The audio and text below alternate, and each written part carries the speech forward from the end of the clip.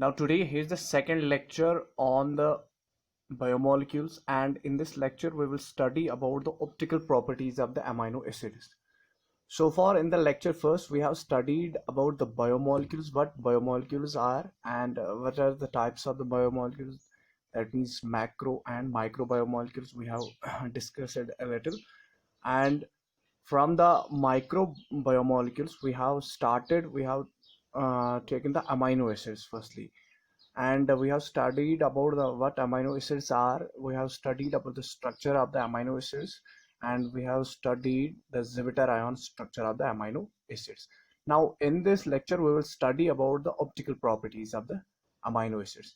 तो optical properties of amino acids हमें आज पढ़ना है। तो ऑप्टिकल प्रॉपर्टीज क्या होती है, और ये जो अमीनो एसिड्स है किन में ऑप्टिकल प्रॉपर्टी होती है, किन में नहीं होती है। तो अगर मैं ऑप्टिकल प्रॉपर्टी की बात करूं तो ऑप्टिकल प्रॉपर्टी सिंपली हो गया, जो प्लेन पोलराइज्ड लाइट है उस प्लेन पोलराइज्ड लाइट को अगर कोई कंपाउंड उसको रोटेट कर रहा है, चाहे टुवर्ड्स द लेफ्ट उसको रोटेट कर रहा है या टुवर्ड्स द राइट उसको रोटेट कर रहा है, that rotation of that plane polarised light की जो रोटेशन हो रही है टुवर्ड्स द राइट और towards the left, that is known as the optical property. उसको हम क्या कहते हैं, ऑप्टिकल प्रॉपर्टी कहते हैं। तो सारे अमीनो एसिड्स ऑप्टिकली एक्टिव होते हैं। ऑल अमीनो एसिड्स, सारे अमीनो एसिड्स ऑप्टिकली एक्टिव होते हैं except the one known as glycine. तो सारे अमीनो एसिड्स क्या होते हैं, दे आर ऑप्टिकली एक्टिव, वो ऑप्टिकली एक्टिव होते हैं एक्सेप्ट द ग्लाइसिन। लेकिन एक्सेप्शन कौन इसमें आता है, ग्लाइसिन आता है। अब ग्लाइसिन क्यों एक्सेप्शन है वो मैं आपको बताता हूं। ऑप्टिकल प्रॉपर्टी रखने के लिए एक अमीनो एसिड तभी ऑप्टिकल प्रॉपर्टी शो करेगा जब उस अमीनो एसिड में कायरल कार्बन होगा। अब कायरल कार्बन यहां पर क्या है, तो ऑप्टिकल प्रॉपर्टी रखने के लिए कायरल कार्बन बड़ा ही जरूरी होता है। तो जिस अमीनो एसिड में कायरल कार्बन होगा तो वही amino acid optical property show करेगा। अब ये कायरल कार्बन क्या है, फॉर एग्जांपल मैं जनरल स्ट्रक्चर लेता हूं अमीनो एसिड्स का, जो मैंने बोला था COH, सेंट्रल में C है, यहां पर NH2 है, और यहां पर H एटम होता है इसका, और यहां पर साइड चेन R होती है। तो अगर यहां साइड चेन R के बदले में यहां पर लगा दूं मिथाइल ग्रुप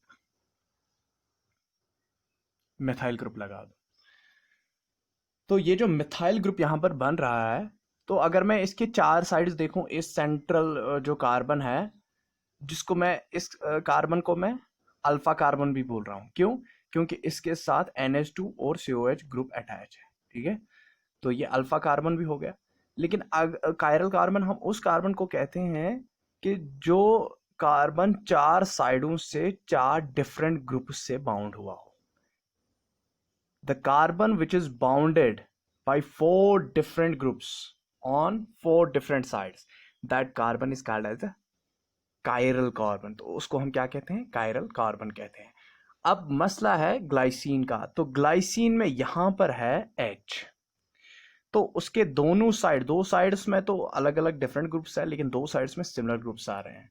तो ये तो इसमें तो कायरल कार्बन नहीं है, तो इसीलिए एक्सेप्शन ग्लाइसिन का आ रहा है। ग्लाइसिन में कायरल कार्बन नहीं है, वाइल एज बाकी जो भी सारे अमीनो एसिड्स है, फॉर एग्जांपल उस यहाँ पर एक एग्जांपल लेता हूँ CH3, जहां पर R साइड चेन के बदले CH3 होगा, तो ये एलानीन बन जाता है, एलानीन।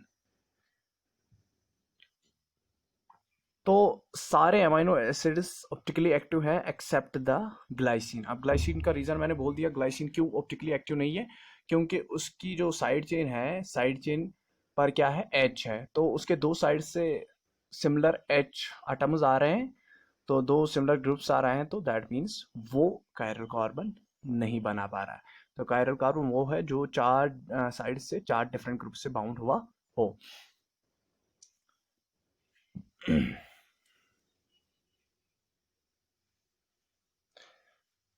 अब देखो, जो एक ऑप्टिकली एक्टिव कंपाउंड होता है या ऑप्टिकली एक्टिव अमीनो एसिड होता है, वो प्लेन ऑफ पोलराइज्ड को रोटेट करता है आइदर क्लॉकवाइज डायरेक्शन में या एंटी क्लॉकवाइज डायरेक्शन में। तो प्लेन पोलराइज्ड लाइट को, जो amino acid plane polarised light को, पोलराइज्ड लाइट अगर अमाइनो एसिड या optically active compound plane polarised light को रोटेट कर रहा है in clockwise direction, clockwise direction, अगर रोटेशन हो रही है प्लेन पोलराइज्ड लाइट की इन ए क्लॉकवाइज डायरेक्शन, तो उस टाइम उस अमाइनो एसिड को क्या कहूंगा मैं, उसको मैं कहूंगा कि ये this amino acid is dextrorotatory. तो जो amino acid plane polarised light को क्लॉकवाइज डायरेक्शन में रोटेट कर रहा है, that amino acid is known as dextrorotatory amino acid, dextrorotatory. तो डेक्स्ट्रो रोटेटरी अमाइनो एसिड्स वो वाले अमाइनो एसिड्स होते हैं जो प्लेन पोलराइज्ड लाइट को क्लॉकवाइज रोटेट करते हैं, और ये डेक्स्ट्रो रोटेटरी अमाइनो एसिड्स हम एक सिंबल से दिखाते हैं, प्लस, प्लस सिंगल से। दैट मीन्स यहां पर रोटेशन हो रही है clockwise direction, they are rotating the amino acids which are having the optical properties and which are rotating, जो रोटेट कर रहे हैं प्लेन पोलराइज्ड लाइट को इन द क्लॉकवाइज डायरेक्शन, तो उनको हम डेक्स्ट्रो रोटेटरी अमाइनो एसिड्स कहते हैं।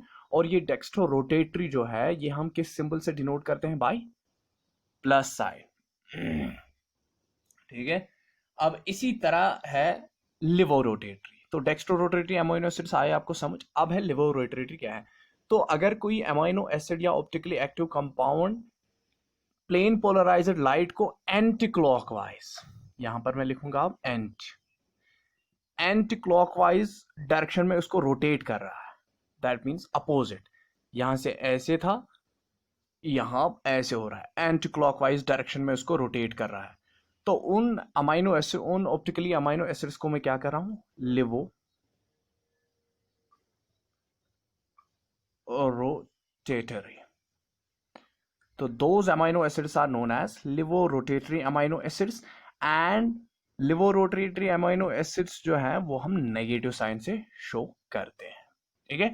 तो ये तो ऑप्टिकल प्रॉपर्टी थी कि ऑप्टिकल प्रॉपर्टी जो है, ऑप्टिकल प्रॉपर्टी सिंपली मीन्स कि प्लेन पोलराइज्ड को रोटेट करना, चाहे क्लॉकवाइज डायरेक्शन में, अगर क्लॉकवाइज डायरेक्शन में रोटेट हो रहा है प्लेन पोलराइज्ड लाइट, रोटेट हो रही है इन द क्लॉकवाइज डायरेक्शन, कोई अमाइनो एसिड को, अमाइनो एसिड्स को क्लॉकवाइज डायरेक्शन में रोटेट कर रहा है, then those amino acids are known as the dextrorotatory amino acids. लेकिन अगर कोई optically active amino acid plane polarised light को रोटेट कर रहा है in the anticlockwise direction, तो उसको हम क्या कहते हैं, लिवो रोटेटरी अमाइनो एसिड, जो हम नेगेटिव साइन से शो करते हैं। तो इसके और दो सिंबल्स में है, नेगेटिव हम स्मॉल एल से दिखाते हैं, और जो डेक्स्ट्रो रोटेटरी है, डेक्स्ट्रो रोटेटरी, तो डेक्स्ट्रो रोटेटरी हम प्लस या स्मॉल डी से दिखाते हैं, इन साइन से हम दिखाते हैं, ठीक है, गुड। अब यहां पर आपको मैं दिखाऊंगा ये जो ऑप्टिकल प्रॉपर्टी है, ऑप्टिकल प्रॉपर्टी हम नापते हैं, ऑप्टिकल प्रॉपर्टी को हम मेजर करते हैं by an instrument known as polarimeter, उसको हम क्या बोलते हैं, प्लोरीमीटर बोलते हैं, measured by an instrument known as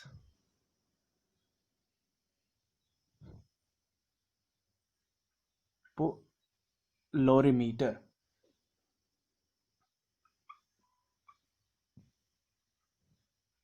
तो प्लोरीमीटर एक इंस्ट्रूमेंट है जिससे हम, जो रोटेशन हो रही है, तो जो रोटेशन ऑप्टिकल, उसको में हम कहते हैं, जो ऑप्टिकल प्रॉपर्टी कोई दिखाता है कि उसको एक अमीनो एसिड को वो प्लेन पोलराइज्ड जो है, प्लेन पोलराइज्ड लाइट को एक ऑप्टिकली एक्टिव अमीनो एसिड उसको रोटेट कर रहा है इन द क्लॉकवाइज डायरेक्शन, तो जो रोटेशन हो रही है, तो उस रोटेशन को हम ऑप्टिकल रोटेशन कहते हैं, और वो ऑप्टिकल रोटेशन हम मेजर करते हैं बाय द प्लोरीमीटर से। तो ऑप्टिकल रोटेशन, ऑप्टिकल रोटेशन, तो किस एंगल से वो रोटेट हो रहा है, that is known as the optical rotation. तो ऑप्टिकल रोटेशन को हम मेजर करते हैं by an instrument known as the polarimeter. अब पोलरीमीटर जो है, पोलरीमीटर बेसिकली क्या करता है, एंगल ऑफ रोटेशन मेजर करता है, एंगल ऑफ रोटेशन।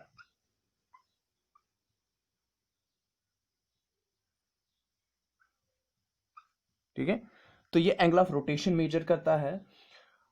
और अगर हम क्वांटिटेटिव मेजर करेंगे ऑप्टिकल एक्टिविटी का एक मॉलिक्यूल के, that means activity means that means angle of that rotation जो होता है उसका हम देखेंगे कि इसने रोटेट कितना किया इसको। तो क्वांटिटेटिव जब हम क्या कहते हैं, quantitative measure of optical activity करते हैं तो उसको हम ऑप्टिकल रोटेशन भी कहते हैं। तो ऑप्टिकल रोटेशन सिंपली अगर मैं डिफाइन यहां पर करूंगा, मैं कहूंगा कि quantitative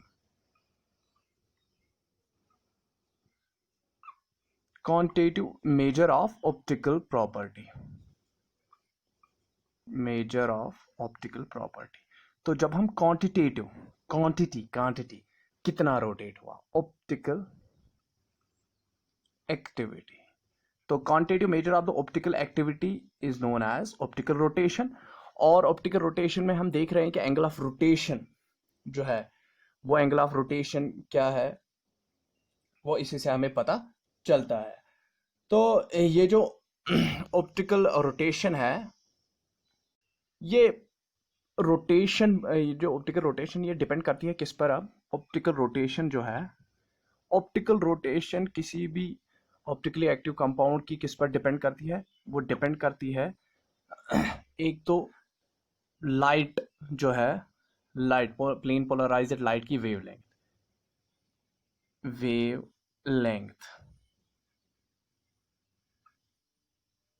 of plane polarised light. तो wavelength of plane polarised light, तो वेवलेंथ हम किससे डिनोट करते हैं, बाय द लैम्डा। ठीक है, और ये डिपेंड करता है कि concentration of that optically active compound कितनी है, concentration of optically active compound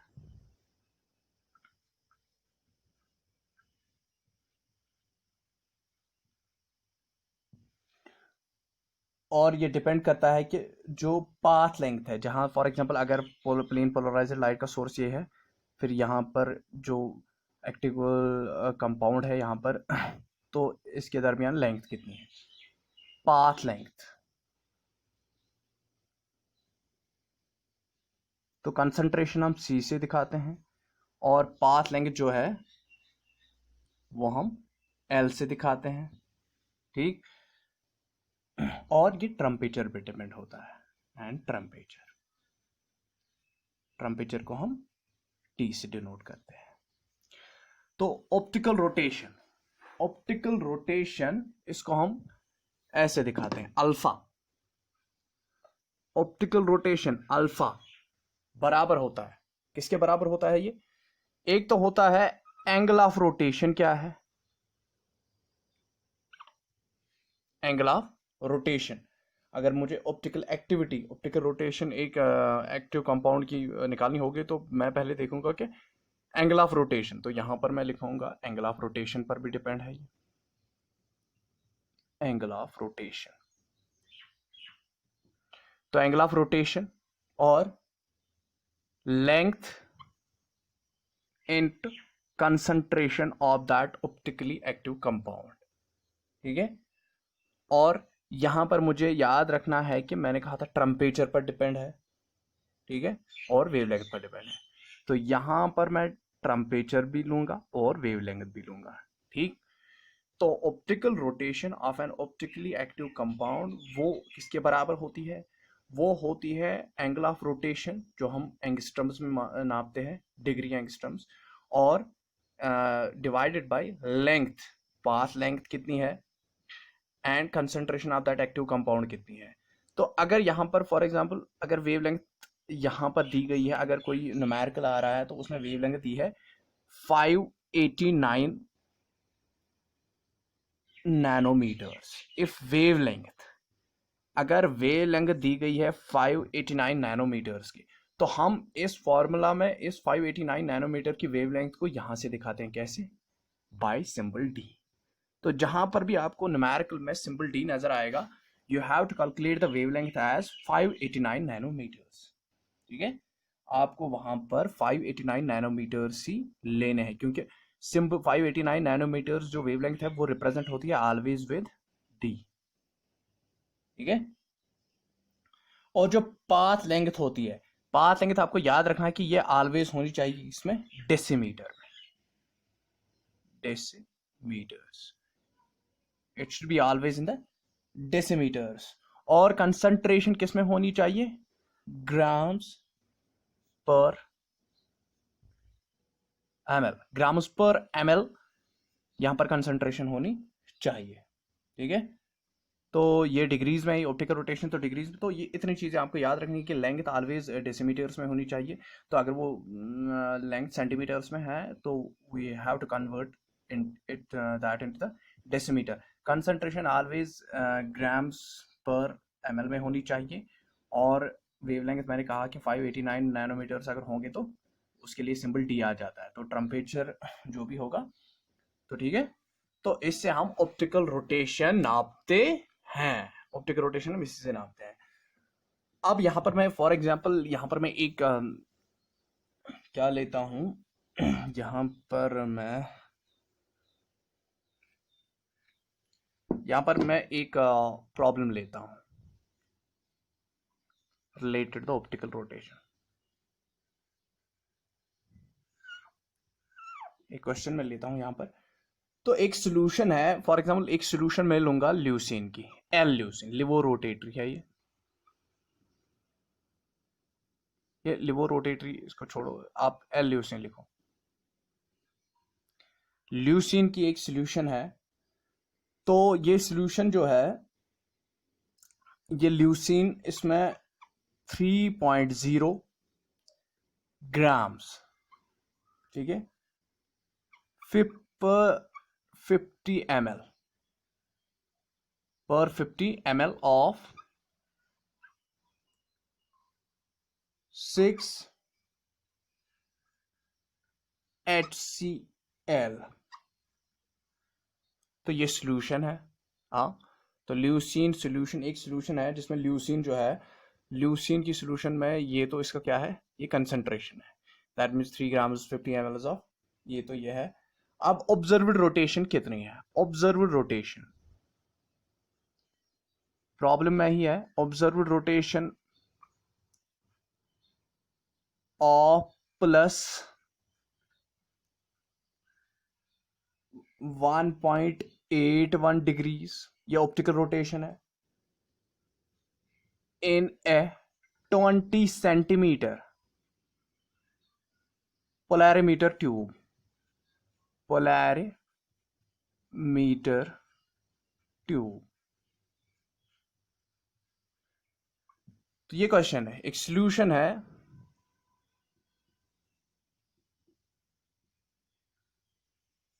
of L leucine. तो सॉल्यूशन ऑफ एल ल्यूसीन जो इसकी ये दी गई है, सॉल्यूशन ये है, तो उसकी कंसंट्रेशन ये है।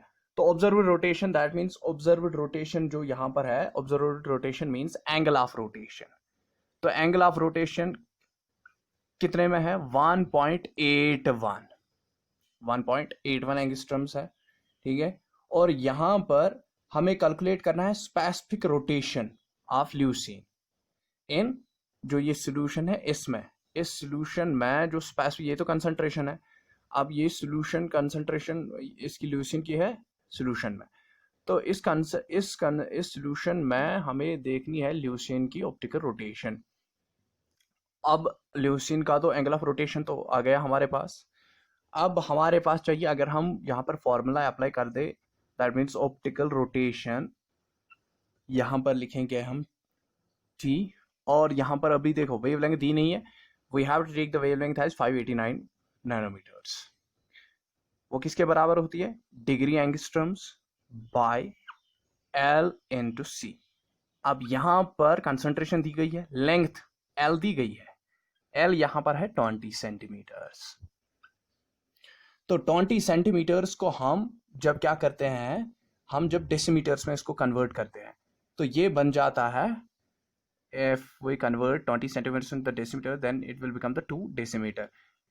We have to divide it by the 10. तो ये बन जाता है 2 डेसीमीटर। और यहाँ पर कंसंट्रेशन जो है, कंसंट्रेशन भी दी गई है, कंसंट्रेशन हमारी है 3 ग्राम्स ओवर 50 ml पर 50 ml है, 3 ग्राम्स 50 ml।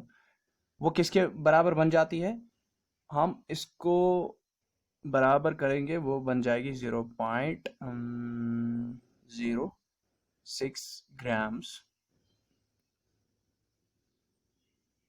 पर ml, क्योंकि ये ml में वहीं से थी।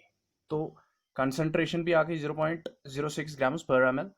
अब यहाँ पर हम वैल्यू पुट करेंगे, तो वैल्यू जब हम पुट करते हैं तो 1.81, ठीक है, एंगल ऑफ रोटेशन है। अब लेंथ 2 है और कंसंट्रेशन कितनी है 0.06, ठीक। तो ये मेरा ऑप्टिकल रोटेशन मेरी निकल रही है प्लस 15.1। तो अगर मैं यहाँ पर प्लस सी इसकी पॉजिटिव, ठीक है, यहाँ अगर आप ऐसे भी निकालोगे तो यहाँ पर फिर पॉजिटिव लगाना, तो 15.1। तो ये मेरी निकल गई ऑप्टिकल रोटेशन, ठीक है। तो ऑप्टिकल रोटेशन मेरी 15.1 निकल गई। तो इजी सा क्वेश्चन था, बहुत ही इजी है। कंसंट्रेशन जब आपको पता होगी, जब आपको लेंथ पता होगी, जब आपको ऑप्टिकल ये एंगल ऑफ ऑप्टिकल रोटेशन पता होगा, तो इजीली हम ऑप्टिकल प्रॉपर्टी या ऑप्टिकल स्पेसिफिक जो रोटेशन होती है वो स्पेसिफिक रोटेशन हम निकाल सकते हैं। अब हम चलते हैं absolute configurations, absolute configuration of amino acids. Absolute configuration simply हम कहते हैं जो अरेंजमेंट होता है, एब्सोल्यूट कॉन्फ़िगरेशन।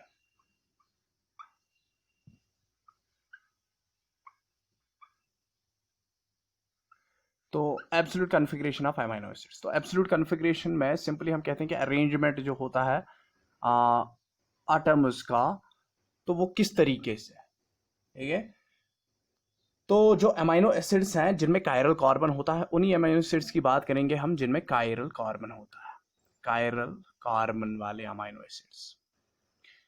तो कायरल कार्बन वाले अमीनो एसिड्स जो हैं वो एग्जिस्ट होते हैं इन 2 कॉन्फ़िगरेशंस। उनकी 2 शक्लें हैं, उनके 2 अरेंजमेंट्स हैं, वो एग्जिस्ट होते हैं इन 2 कॉन्फ़िगरेशंस, कॉन्फ़िगरेशंस।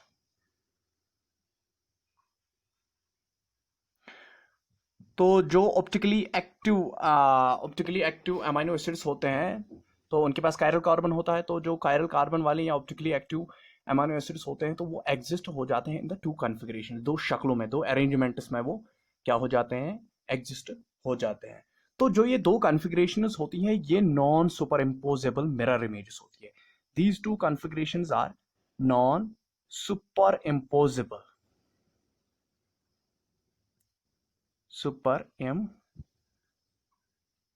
Mirror images. तो ये एक दूसरे की मिरर इमेजेस तो नहीं होती, ये नॉन सुपर इम्पोजेबल, ये इम्पोजेबल मिरर इमेजेस नहीं होती है, ये non superimposable mirror images होती है। जो ये 2 कॉन्फ़िगरेशंस होती है, ये non superimposable mirror images होती है। और इन्हीं non superimposable mirror images को हम क्या कहते हैं, एनेंटियोमर्स कहते हैं। तो जो 2 कॉन्फ़िगरेशंस में अमीनो एसिड्स जिनके पास कायरल कार्बन है, तो वो 2 कॉन्फ़िगरेशंस में एग्जिस्ट होते हैं। और जो 2 कॉन्फ़िगरेशंस है वो क्या है, वो non superimposable mirror images हैं, होती हैं। और ये non superimposable mirror images, जो ये 2 कॉन्फ़िगरेशंस हैं, तो इन 2 कॉन्फ़िगरेशंस को हम क्या कहते हैं, एनेंटियोमर्स,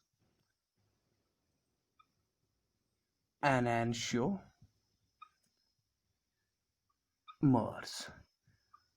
तो एनेंटियोमर्स अब क्या होते हैं, तो सिंपली बात है कि एनेंटियोमर्स जो ऑप्टिकली एक्टिव अमीनो एसिड्स होते हैं, तो वो 2 कॉन्फ़िगरेशंस में एग्जिस्ट होते हैं। और जो 2 कॉन्फ़िगरेशन, 2 अरेंजमेंट्स जो होते हैं इन अमीनो एसिड्स के, तो वो दोनों अरेंजमेंट जो होते हैं एटम्स के, वो non super imposable mirror images होती हैं एक दूसरे की, और उन non super imposable mirror images को हम क्या कहते हैं, एनेंटियोमर्स कहते हैं। तो एक एनेंटियोमर हम कैसे पहचान सकते हैं, bye it's absolute configuration. Absolute configuration means by it's arrangement of the atoms. तो फॉर एग्जांपल अगर मैं यहाँ पर ले लूँ, यहाँ पर अगर मैं ले लूँ ग्लाइसरल डिहाइड की एग्जांपल, तो ग्लाइसरल डिहाइड,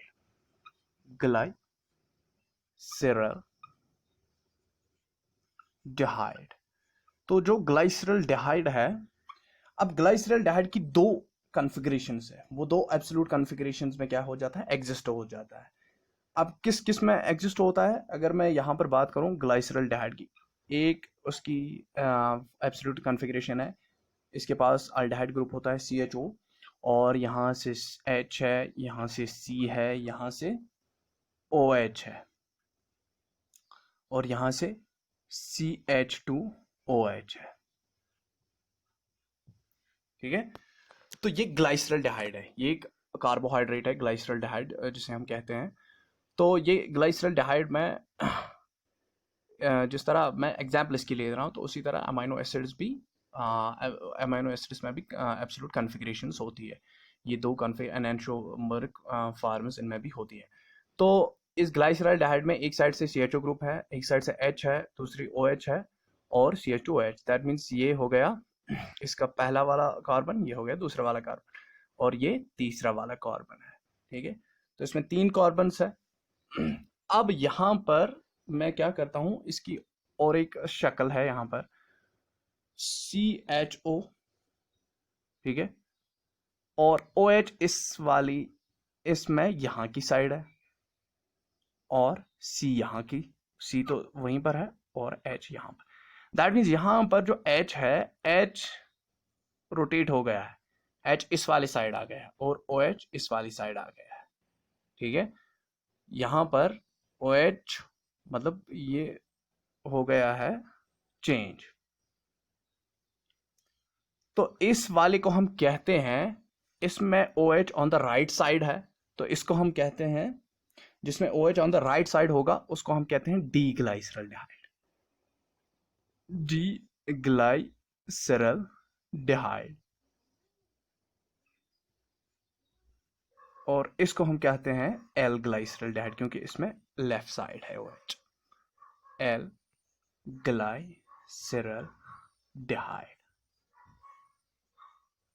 तो जिसमें OH on the right side होगा that is known as the D glyceraldehyde, और डी उसका हम डी वाला डी फॉर्म कहते हैं। तो जिसमें OH on the left side होगा उसको हम कैपिटल L फॉर्म में लगाते हैं। दैट मीन्स यहाँ पर ग्लाइसरल डिहाइड की एग्जांपल है, तो D glyceraldehyde because OH is on the right side, and if OH is on when the OH is on the left side, then it is known as the L glyceraldehyde. ठीक है, तो ये absolute configuration इसी पर depend होती है कि जो OH ग्रुप है। तो यहाँ पर मैं अब लेता हूँ एक अमाइनो एसिड की एग्जाम्पल, एलानीन की एग्जाम्पल लेता हूँ। तो एलानीन में COO नेगेटिव, और C यहाँ पर है NH3 पॉजिटिव, और यहाँ से H है, और यहाँ से CH3 है। ठीक, अब देखो इसमें क्या हो जाता है। अब वो तो हमने कार्बोहाइड्रेट में OH ग्रुप देखा था कि इस वाली साइड और इस वाली साइड, तो इसमें जो है, इसको अगर मैं दूसरी फॉर्म लिखूं तो यहाँ पर COO नेगेटिव, और यहाँ पर कर दूं मैं H, यहाँ से कर दूं मैं C, और यहाँ से कर दूं मैं NH3 पॉजिटिव, और यहाँ से मिथाइल ग्रुप है CH3। तो ये दो शक्लें हैं, ये इसकी दो शक्लें हैं। तो ये इसके एनेंटियोमर्स, अरेंजमेंट ऑफ एटम्स देखो, यहाँ से NH3 किस वाली साइड है, NH3 लेफ्ट वाली साइड है, तो इसको मैं कहता हूँ L एलानीन। तो यहाँ पर NH3 on the right side है, तो इसको मैं कहता हूँ D एलानीन। तो एलानीन की दो एनेंटियोमरिक फॉर्म्स है, एक L एलानीन है जहां पर NH3 on the left side होता है, और D फॉर्म जहां पर NH3 on the right side, जो अमाइनो ग्रुप है वो राइट साइड में होता है।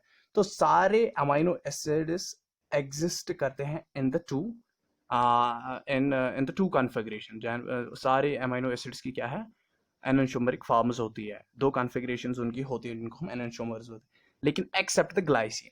ग्लाइसिन में ऐसा नहीं है, ग्लाइसिन एक्सेप्शन है। ग्लाइसिन एग्जिस्ट नहीं करता है दो कॉन्फ़िगरेशन में एक्सेप्ट ग्लाइसिन। सारे अमीनो एसिड्स हो जाते हैं इन टू कॉन्फ़िगरेशन में एग्जिस्ट हो जाते हैं, but except the glycine, glycine में नहीं है,